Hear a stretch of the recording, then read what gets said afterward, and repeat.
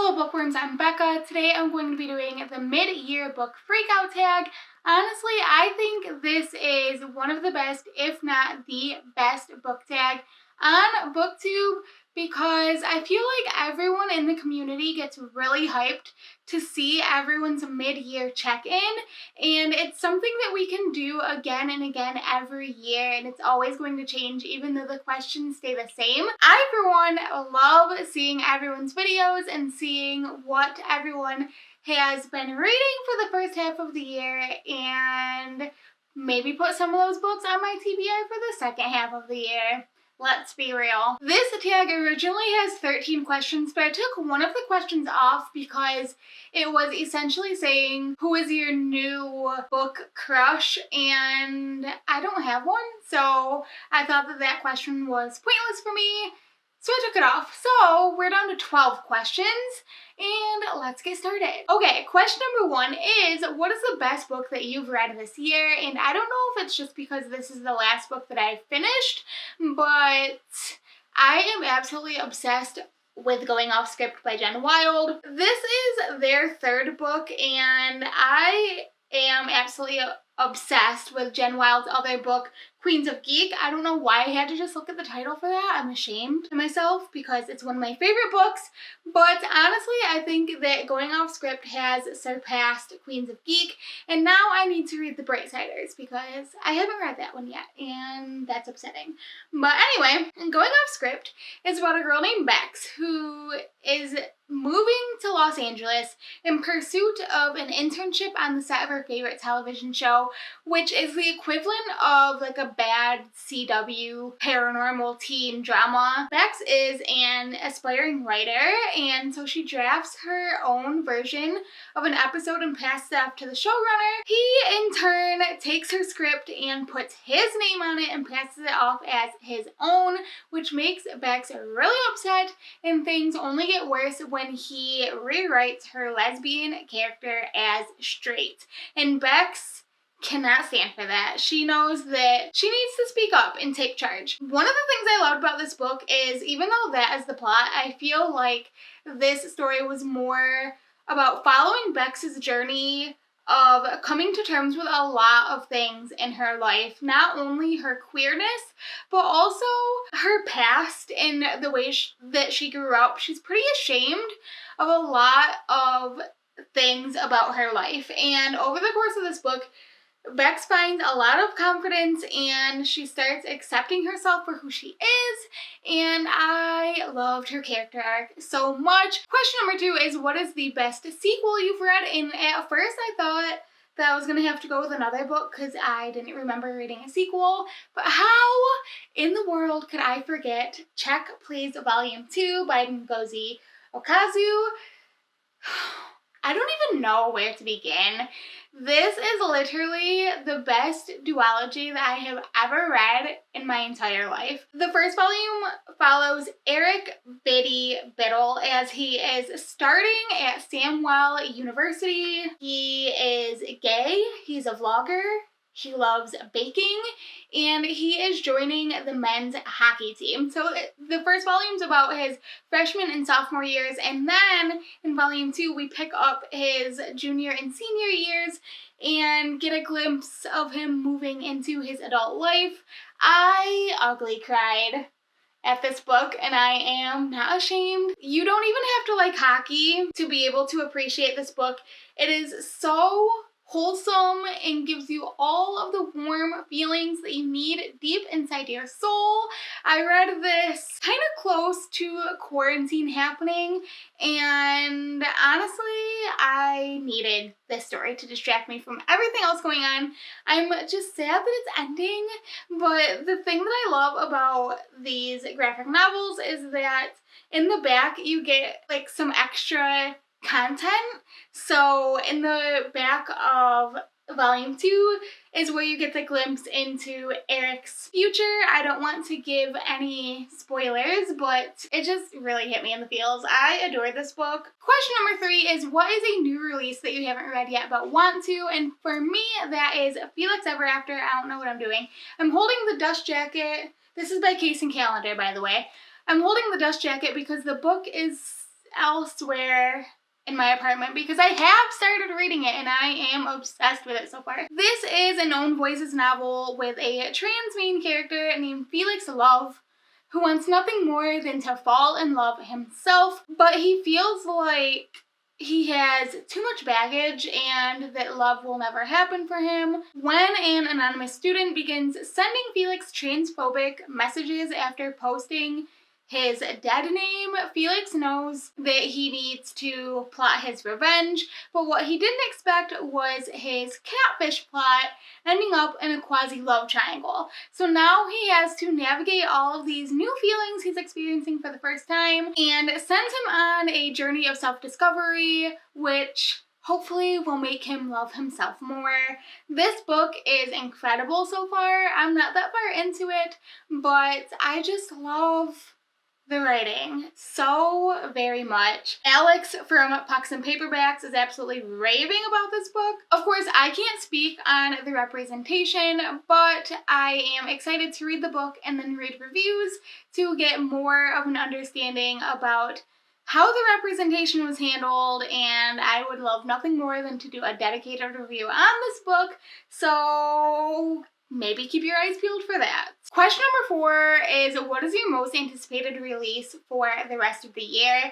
And I have such a hard time with this question every year because I don't keep track of anticipated releases or like new releases. I'm not very good at finding that information, but I do know that Tiffany D. Jackson, who is the author of Monday's Not Coming, is releasing another book, I believe, sometime this year, and I'm so excited for that because Monday's Not Coming is one of my favorite books of all time. I think it's one of the most important stories that I have ever read, and I cannot wait to read her other books. Also, I found out on Goodreads yesterday, I believe, that Danielle Vega is releasing a sequel to The Haunted.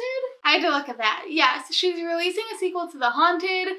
I love this new series that she's working on. If you guys are new here, Danielle Vega is one of my favorite authors ever. She's a young adult author, and she writes young adult like thriller horror stories. The Merciless series is my favorite series of all time, and after she finished that series, she started a new one called The Haunted, and I'm really excited to see how this new story develops, so I'm definitely keeping my eyes peeled for that. Question number 5 is, what is your biggest disappointment? And for this, I have 2, unfortunately, and I'm really bummed about them. The first one being a middle grade book called My Life as an Ice Cream Sandwich by Ibby Zaboy. This book takes place in 1984, and it's about Ebony Grace, who is obsessed with science fiction and Star Trek and Star Wars and all of the science fiction things. She enjoys talking about these topics with her grandfather, who is one of the first Black engineers at NASA. But when things get kind of shaky at home with her grandfather, Ebony's mom sends her to live with her dad in Harlem, and Ebony Grace is completely out of her element. And I think it's just about her summer living with her dad. I'm not entirely sure because I did end up having to DNF this book. I didn't love the writing, which was so disappointing to me because I am obsessed with Ibby Zaboy. I love her book American Street, and I bought Pride but I haven't read it yet. So I was so excited to see a middle grade book because I've been getting into middle grade a lot recently. Unfortunately, this book was not for me, and reading other reviews, I was not the only one. And the other book that I'm really disappointed about because I wanted to love it so bad is Let's Talk About Love by Claire Can. This is a young adult book, but I feel like it's more new adult because the main character, Alice, is in college in this book, and she is biromantic, asexual, so I was really pumped about that rep, but I didn't like it that much at all. It was an okay story. I feel like nothing really happened in the story though. It was really bizarre, and also Alice's friends were so manipulative and it bothered me really bad. And I think the part that bothered me the most was that at one point Alice does like tell off her friend, and her friend shames her basically, and they end up staying friends in the end of the book, and I just I cannot get behind that type of friendship in a book and being written off as being okay. Question number 6 is, what is your biggest surprise? And for me, that has to be I Love You So Mochi by Sarah Kuhn. This is about a girl named Kimmy, and she is a Japanese American, and she's obsessed with Japanese fashion. But her mom doesn't want her to go into fashion design, so when her mom discovers that she is designing, she sends Kimmy to live with her grandparents in Kyoto for spring break to kind of learn more about her heritage. And over the course of her spring break and time with her grandparents, she learns more about her heritage and her family, and she also falls in love and discovers some secrets about her family as well. Looking at the cover and reading the description, I expected it to just be a fluffy love story, but it had so many layers and it was such a complex story, and I loved the relationship that Kimmy developed with her grandparents. I think that that's something that we don't often see in young adult books, so I was very pleasantly surprised when I finished I Love You So Mochi. It was a light, fun book, but it took a different turn than I was expecting, and it was like a breath of fresh air. I loved it. Question number 7 is, who is your new favorite author? And this can be a debut author. This can be a debut author or an author that's just new to you. I have 2, and these are definitely new to me. They are not debut authors. The first one being Jason Reynolds, who wrote the book All American Boys. I read this book in May, right before everything happened with George Floyd, and I have to say this is one of the most influential books I've ever read. This story was so powerful. In this book, we follow 2 boys. One of them is Rashad. The story starts out with Rashad being brutally beaten by a white police officer after a misunderstanding in a corner store, which leaves him hospitalized for days. And the other perspective is Quinn, who witnesses the beating, and he's shocked to realize that the white police officer is his best friend's older brother. And so it talks a lot about white privilege, and it just gives a lot of different perspectives that I haven't seen in stories like this before, and I thought that it was really intriguing. I feel like every white person needs to read this book. It gave so many perspectives, and it had so many beautiful discussions, and I just adored it. I fell in love with Jason's writing, and I cannot wait to read more books by him. The other author that I really love this year is J. Coles. He wrote Tyler Johnson Was Here. This is about twin brothers Marvin and Tyler. They go to a party. A shooting happens at the party, and police are called. Everyone scatters, and Marvin loses track of his brother Tyler and finds out later that Tyler has been killed by a police officer. This book has serious trigger warnings for police brutality and violence, drug use, I believe, and grief, because the majority of the book focuses on Marvin and his mother's journey of working through the grief knowing that Tyler is dead, and it was gut-wrenching, you guys. It was so beautifully written. The thing that Tyler Johnson Was Here and All American Boys have in common is that it handles a difficult topic without feeling like it's shoving information down your throat or coming off like an after-school special, which I have gotten in stories like this before. Everything feels really organic, and the writing was so beautifully done in both of these books. I highly recommend them. If you have not read Tyler Johnson Was Here or All American Boys, that you pick them up as soon as you can. Question number 8 is, who is your new favorite character? And for that, I went with a group of characters over 2 companion books, and that is Melissa and her friends from George and Rick, both by Alex Gino. We follow Melissa mostly in George. She is a trans girl who wants to be Charlotte in her school's play of Charlotte's Web, but her teacher won't let her because she doesn't look like a girl. So her and her friend Kelly devise a plan to make sure that Melissa gets her chance at the spotlight, and this is one of the most wholesome books I've ever read in my life. I loved it. So I was very thrilled when Scholastic sent me Rick by Alex Gino. This follows another character from the same universe Rick, obviously, but now all of these characters are entering middle school and Rick is grappling with not liking anyone when everyone around him seems to be having crushes. Rick has never really had a crush on anyone, so it talks about asexuality. So it was just really fun to see these characters grow up a little bit and revisit Melissa in a new light, and she's so fierce and confident and fun in Rick. This is definitely one group of kids that I want to continue following throughout their life. I would love another book while they are in high school and maybe even starting college. It would just be fun to see how they develop over time and what new challenges they overcome together. Question number 9 is, what is a book that made you cry? And this is a toss-up, but I had to go with Monday's Not Coming by Tiffany D. Jackson. I talked about this book when I mentioned Tiffany D. Jackson, but now we're going to delve into it a little bit deeper. This follows a girl named Claudia, and when she comes back from her summer vacation, she realizes that her best friend Monday is missing, but nobody seems to care until a year later. And so it is kind of Claudia's journey of figuring out what happened to Monday. And let me tell you, you can kind of piece together some of the things by reading through the lines, but 100% you will never see the end coming at all.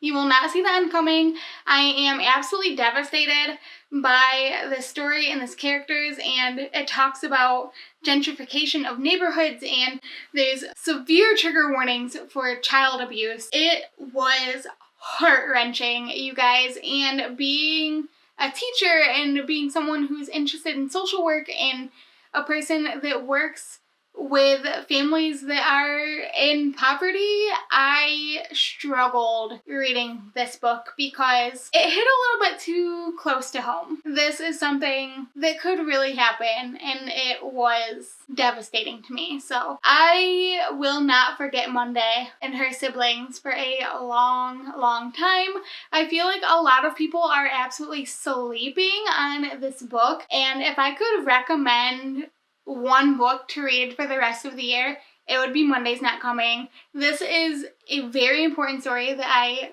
believe with my whole being that everyone needs to read this story. And a nice honorable mention for books that made me cry. On the opposite end of that spectrum, I mentioned before that I ugly cried during volume 2 of Check Please, and I am just lucky enough to have captured that on video and put it in a vlog. So I will leave the vlog of me reading food-related books linked somewhere so that you can see me absolutely sobbing over Check Please and have a mental breakdown. So that was lovely. Moving right along. Question number 10 is, what book made you happy? And for that, I chose Rick by Alex Gino. I talked about George and Rick a little bit, but again, let's go a little bit deeper. Like I said, Rick tackles topics like asexuality, but there are so many amazing conversations that are had during this book. Pronouns are discussed. Gender expression is discussed, and it is done in a way that is so well done and so age appropriate because this is a middle grade book. I loved it. We love to see it. I love a middle grade book that handles topics like this, and I cannot praise this book enough, you guys. Question number 11 is, what is the most beautiful book that you have bought so far this year? And for that, I chose Clap When You Land by Elizabeth Acevedo. Not only is this cover absolutely stunning, but when you take off the dust jacket, look at that. That's what the actual book looks like. I was going to choose With a Fire on High, because that is the most beautiful book on my bookshelf, but I didn't buy it this year. But let me just show you guys. Elizabeth Acevedo goes above and beyond and doesn't just put out an amazing book, she puts out an amazing, well-rounded product. So let me just show you With a Fire on High. I show it all the time, but I am just blown away. Like, first of all, look at the colors on that. So beautiful. And then this one, let's slide it off. Look at that. Look at that. I do not want to see another plain, boring book when we can be having things like this. Seriously, other authors need to get on this level, for real. Finally, question number 12 is, what books do you need to read yet this year? And my answer is all of them. If you guys are new here, all of these books basically that you see behind me, I've not read. I have over 300 books or near 300 books, and I've only read 30% of them. Roughly, it was something like that. So I started a new series this year called #ClearTheShelves, and it's based on a thing that teachers do on Twitter and elsewhere, where near the holidays they post their Amazon wish lists for their classroom with the #ClearTheLists, and people will donate or buy them things for their classroom, and it's wonderful. So I wanted to apply that to my bookish hobbies. So I came up with the name #ClearTheShelves with the premise of reading books from my TBR that fit a theme. So I have my jar and it has like different prompts in it. So every month I pick out a prompt and then I do a month-long vlog trying to read as many books as I can from the prompt. Spoiler alert, June's prompt is reading green books, and I'm failing so far, so keep your eyes peeled at the end of the month for the failure vlog that I inevitably post. Well, there you guys go. That is the mid-year book freakout tag. Let me know down below in the comments what your favorite book is that you have read this year, and what book you are most looking forward to read in the second half of the year. If you like this video, make sure to give it a big thumbs up, hit that subscribe button down below to see more bookish videos. That's all I got for you guys today, and I will see you next time. Bye!